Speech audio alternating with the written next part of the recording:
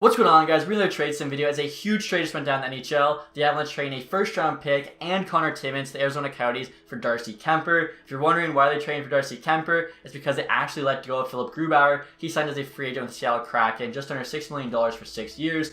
Why Sakic let Grubauer go and then paid a king's ransom, in my opinion, for Darcy Kuemper, I have no idea. Maybe at a certain point, just negotiations soured and they couldn't get him. So, in-game, Darcy Kuemper is a solid goaltender. 30 years old there, 85 overall. He's making, I think, $4.5 million in real life. I'm not sure why it's lower here for 2 more years. Actually, it's probably because Arizona has all the cap dumps, so because of that, they're actually over the salary. 30 years old, so 31 in real life. Not too old, but definitely not a young goalie anymore. Solid goalie. He had some really good numbers a couple years ago with Arizona. He's had a couple injury issues, but definitely not as many as Antti Ranta, who Arizona also lost. He signed with Carolina, so who Arizona's starting goalie is going to be, I have no idea. They signed Carter Hutton. I guess he might be their starting goalie. They're clearly tanking. They want Shane Wright this year, Connor Bedard next year, getting a lot of assets too. With this trade, they'll actually have 2 first-round picks and 5 second-round picks in the 2022 draft, which is absolutely insane. 7 picks in the first 2 rounds of the draft. I feel like Bill Armstrong's done an absolutely incredible job in Arizona acquiring picks after the mess that Chaika left him. Also, guys, want to quickly show you Kuemper's career stats here. So he actually only has 215 games played. I guess that'd really be like starts. .917 career save percentage, 2.46 goals against. You can look at his numbers last year, but obviously did not play a full season. So a huge return here for Arizona from Colorado. Now they are retaining $1 million of his salary, so only costing Colorado $3.5 million in real life on the books. They have a first-round pick, which is a 2022 first-round pick, which Arizona apparently isn't interested in. I do want to note, too, I'm doing this like right after the trade happened, so we don't have all the information yet. It's still not quite official, but I'm guessing it's probably lottery protected, and if they do win the lottery, it'll be pushed to 2023 first-round pick. Also, too, with the first-rounder, as I mentioned, they get Conor Timmins, a solid young defenseman in-game here. 21 years old, 75 overall, medium top 4 potential, was a second-round pick, early second-round pick as well, back in 2017. 32nd pick would actually be a first rounder now with the 2 expansion teams. So first rounder in Timmins for Darcy Kuemper. We'll see whether or not Arizona accepts this trade. I should mention too, in-game Kuemper still has 2 years left. Real life, Colorado's only trading for 1 year of his contract. There's a good chance he could walk in free agency, but he plays well in Colorado. You'd think they'd pay him. Also too, I noticed that they are interested in our first round pick this year, but not 2022, which is kind of surprising. So I feel like Arizona still says yes here. Let's see what happens. Trades rejected. Not keen on the amount of salary you want us to... Wow. So the $1 million, probably because it's 2 years, makes them say no. That's crazy. So just for fun here, guys, we'll try without the salary retention, as really Kuemper would have 1 year left. Retaining $1 million, only 1 year left. The way the game works, it sees 2 years, basically the same as 7 years in terms of salary retention. Usually AI GMs are only down for retention on a 1 year contract. Try the trade now.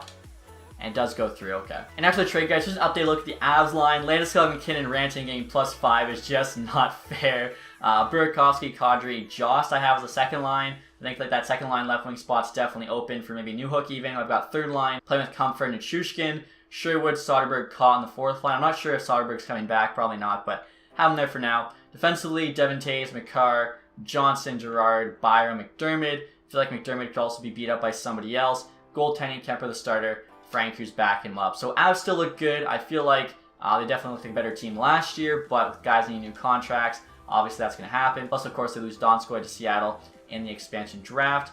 Take a look here at Kuemper as a member of the Colorado Avalanche. Unlike Fleury, he's actually rocking the new Avalanche equipment, which is nice to see. So there you go, Darcy Kuemper 35 on the Avalanche. Next, he'll try the trade from Arizona's perspective. So like I was saying, guys, now I'm going to try this trade from Arizona's perspective. There is no way. Colorado says yes. As always, medium trade difficulty. A first-round pick, Timmins, Miska. Plus, they still have Grubauer in game, so they're going to think, why would we give up all these assets for Kuemper? I should retain $1 million on him to try and swing the pot, but like I said, I don't really think it is going to matter. Also, I have to take Miska back, as Colorado would have too many goalies otherwise. Let's see what they say. Yeah, trade is rejected. One thing I realized too, kind of just thinking about this trade, but this is actually a divisional trade with Seattle joining Arizona, of course, now in the Central, but don't really think they care about that because, like I said, they are trying to lose. All right, guys, so after that trade, here's an update look at the Coyotes lines. It is rough. I think I mentioned that in the last trade sim video I did for them, but I mean, you got a decent first line, Keller, Schmaltz, Kessel. Then after that, only 80+ players, Dvorak, 84 overall, the rest in the 70s. I mean, that just does not look like a great team at all. Defensively, you got Chikrin still, who's a stud. Soderstrom should be a good defenseman, but he's still a prospect. Labushkin's like a decent depth defenseman. Gostisbehere, he's going to get a ton of ice time, kind of power play time. Might put up decent numbers. Timmins a good young defenseman. Stralman, probably not bad bomb pair defenseman. Honestly, their defense is their best thing right now. And then goaltending. And actually, guys, I just remembered they signed Carter Hutton. So I guess Hutton and Corner, they're two goalies. They're both low-end backup goalies. That's their tandem. Again, clearly trying to be bad, trying to get Shane Wright this year, Connor Bedard next year.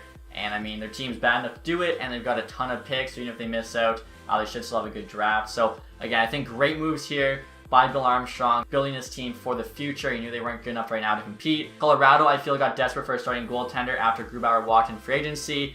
Kuemper was like the only one available, so they had to pay a big price there in that first round and Timmins to get him. For Sakic and the Avalanche's sake, hopefully, at least they go on a deep playoff run, because if not, that's going to hurt, especially if Kuemper does walk in free agency next summer. But that is it, guys, for this video. Hopefully you enjoyed it. If you did, leave that thumbs up. If you haven't subscribed yet, hit the sub button. Thank you guys so much for watching. Have a nice day. Goodbye.